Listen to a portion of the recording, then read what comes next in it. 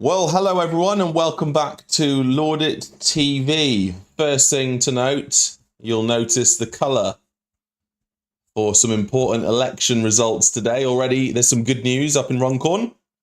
Reform have taken that back from Labour. Not taking it back, but taking it from Labour. So it starts, guys. It starts. It begins today with these results. But hello, Robert. Hello, Diane. Hello, everyone else in chat. So again, I just want to say thank you very much for helping to grow this channel. As you can see, we're up to 312 subscribers now, which is fantastic. In only, less than half a week, I'd say, we're up to 312. So if you could like, share, and subscribe to the channel, it would be excellent, because my aim is to grow this up to the same size as Lord It, so we can work hand in hand with my on-the-ground reporting for Lord It to the more studio-based stuff here. So I'd really appreciate that. But today, today's breaking news is from Whiteley in Hampshire, where yet again another stabbing has taken place. So we're going to look at that. We're going to look at the facts. The case is still ongoing. The person who has a very interesting name will be going to court very soon. So, of course, speculation has got to be on the minimum. So I will deal with facts. We will talk about other data and analytics in regards to crime and policing since Labour have taken power. So hopefully this is informative for you. But just to give you some insight, so a brutal stabbing at an office in Parkway in Whiteley, which, like I said, is in Hampshire. It's halfway between Southampton and Portsmouth, if you're not aware, has left a woman in her 40s fighting for her life, raising fresh concerns about escalating violent crime in Hampshire since the Labour Party took power in July 2024. Now, here are some of the on-scene images. As you can see, there were a number of police that had to turn up. It's quite amusing, actually, because that's usually the number that turns up for me or AY audits when we turn up to a hotel. But that's besides the point. Witnesses were left incredibly shocked. It's not the sort of thing you expect to see in leafy Whiteley. But when we start talking about the person that instigated this, it's going to be very interesting. Hello, everyone in chat. Jenny, So Curtin, Diane, thank you very much for being here. So now, talking about the suspect, which actually somebody on scene was able to take a picture of. I know it's very grainy, but we've got it here.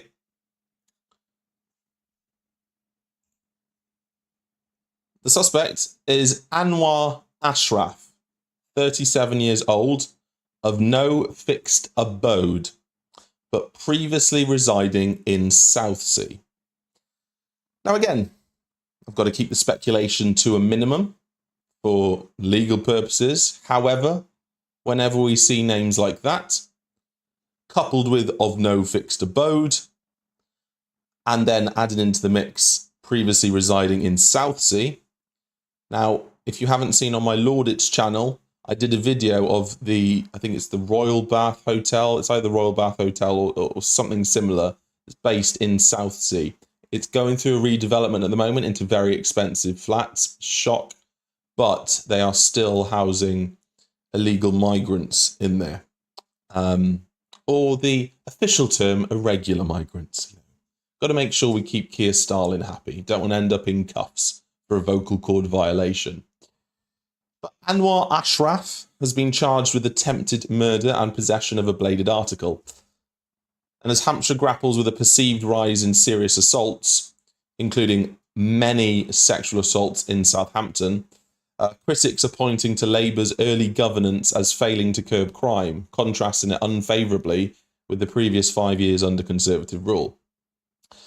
So a bit more information about the incident. So on April the 30th, Hampshire police responded to a 9:15 a.m. call, so right at the start of the working day, reporting a vicious assault at the Solent Centre, which is a business hub in Whiteley. The victim, a woman in her 40s, suffered multiple stab wounds to her abdomen, chest, back and arm. She was rushed to hospital and remains in stable condition, though her injuries were initially life-threatening. So at least we've got some good news there.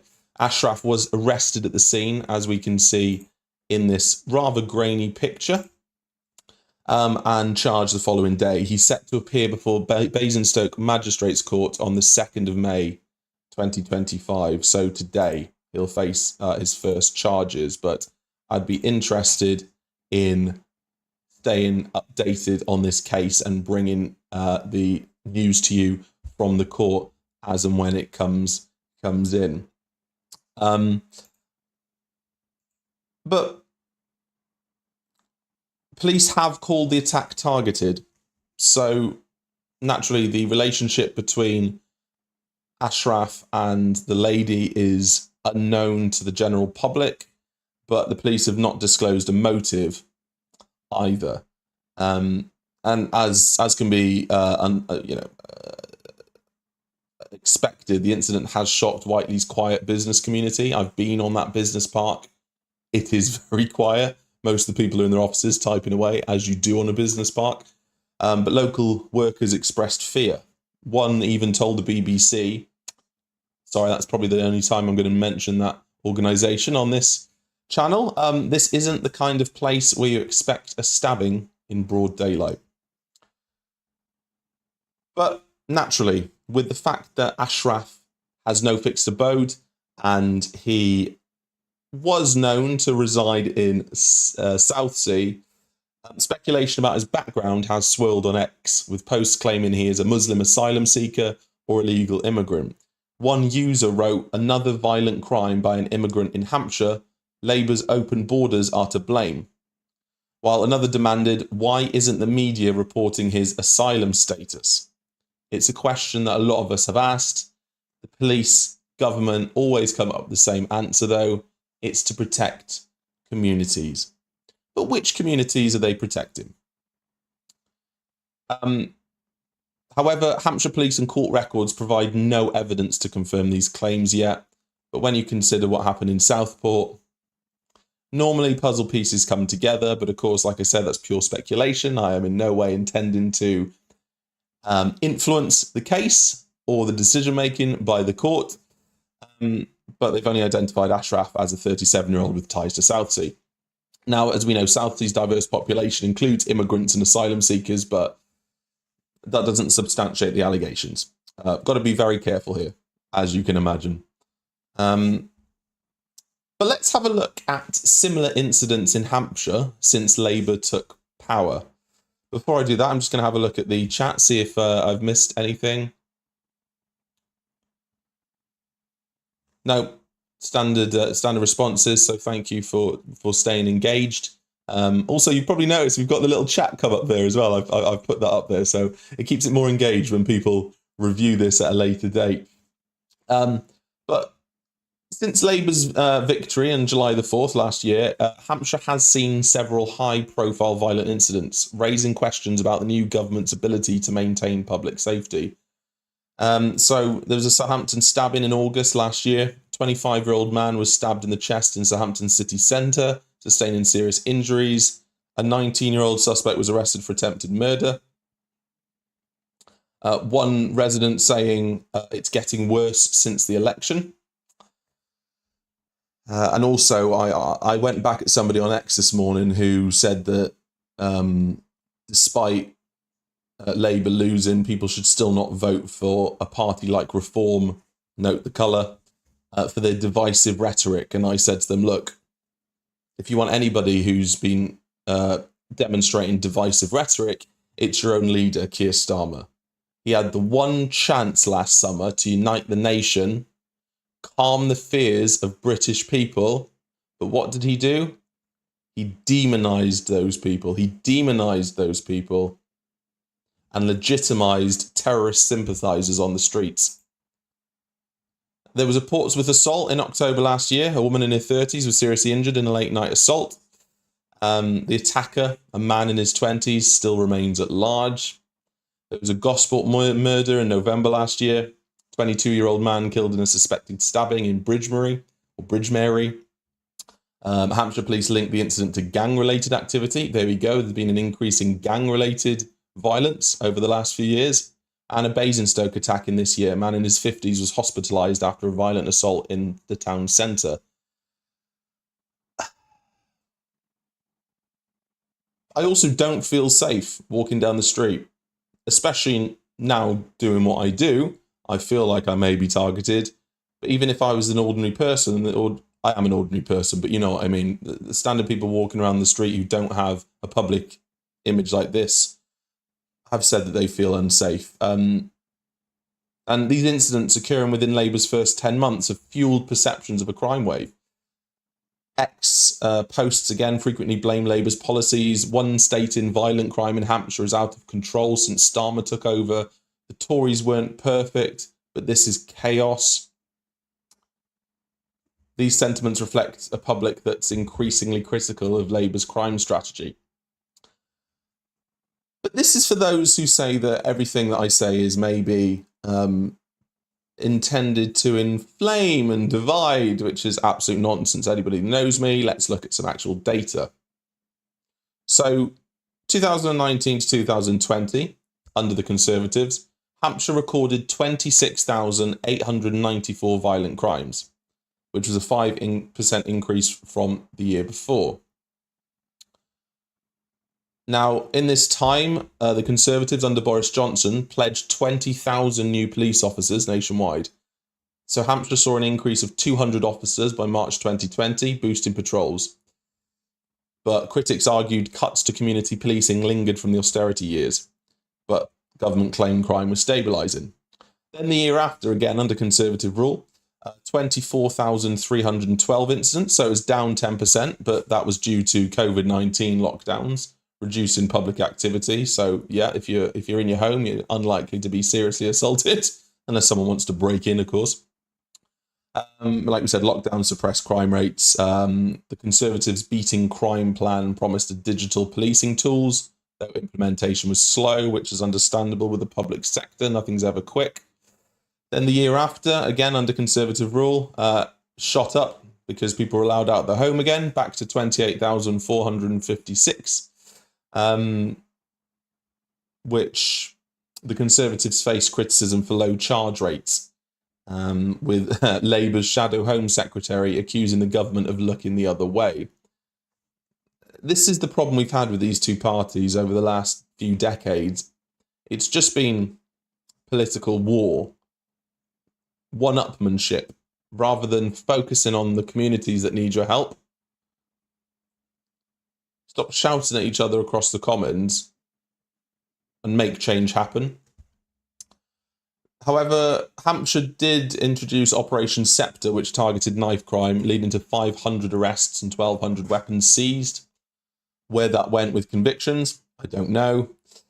Then the following years, incidents still crept up, even though the Conservatives under Rishi Sunak touted tougher sentences for violent offenders.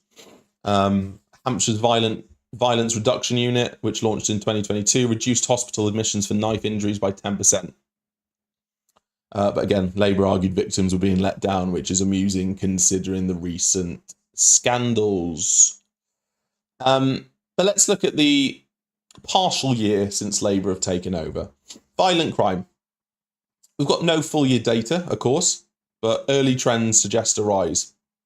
Hampshire Police reported a 4% increase in violent crime for July to September 2024 compared to 2023. So already we've got quarterly increases. Serious assaults, at least 400 cases reported by January 2025, including the Whiteley, Gosport and Basingstoke incidents. Charge rates are unclear but appear low, with ongoing investigations stalling public confidence. Now, Labour promised to restore community policing and halve knife crime within a decade, but critics argue their focus on systemic reforms has delayed immediate action. The scrapping of some Conservative stop and search policies has been blamed for emboldening offenders, which is understandable. One of the main reasons behind the scrapping of the stop and search is because supposedly it racially profiles. But if those people had a knife, that's not profiling. You've been stopped for a reason, you have a knife. Again, it's a concern over being called racist instead of stopping actual crime. Bonkers.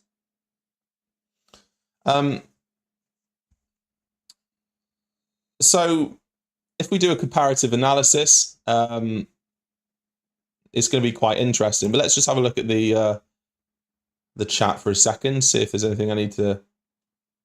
LBLA, hello, thanks for joining. Yeah, we've had some interesting stuff. I'm also, if anybody hasn't noticed, wearing this specific colour because I'm going to be doing a special live stream later to talk about some excellent victories and the start of the fight back. That's it, Diane. Yeah, hurty words go to jail. 10 years, vocal cord violation. Paul, thanks for joining. Hello, the goat got cancelled. Thank you. Cheers, LBLA. Yeah, appreciate that. Thank you. Oh, Jim Sefton just subscribed. Go on, Jim. Let's get some love in the chat for Jim. Go on, Jim.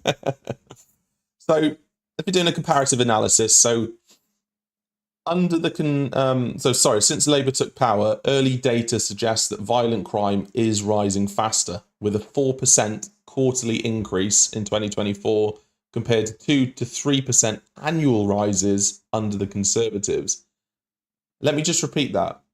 A 4% quarterly increase compared to 2 to 3% annual increase under the Conservatives. That's frightening. If we average that out over the year, well, we're looking at an incredible rise there. Very scary.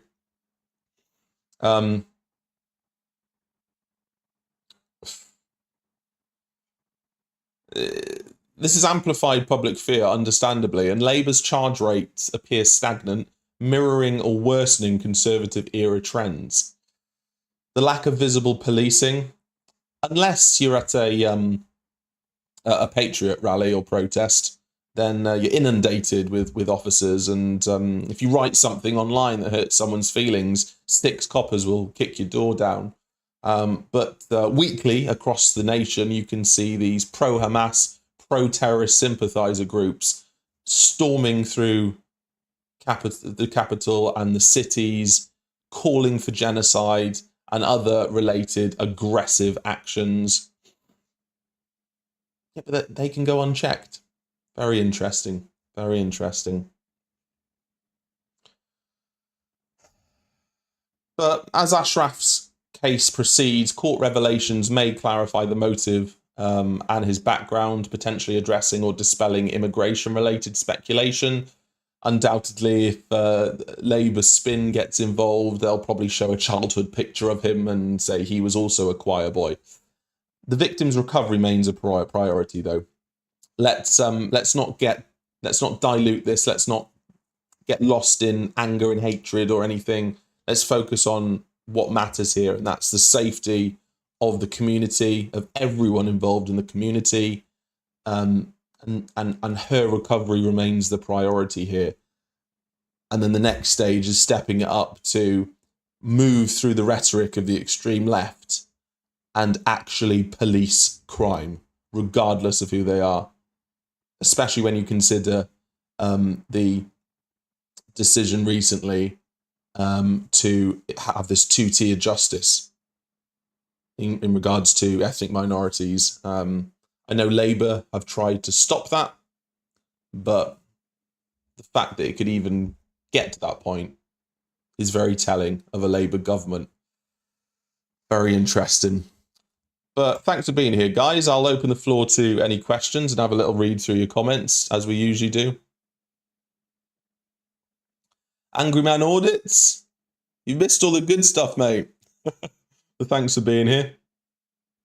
True, Jenny. A criminal is a criminal, no matter what colour or nationality.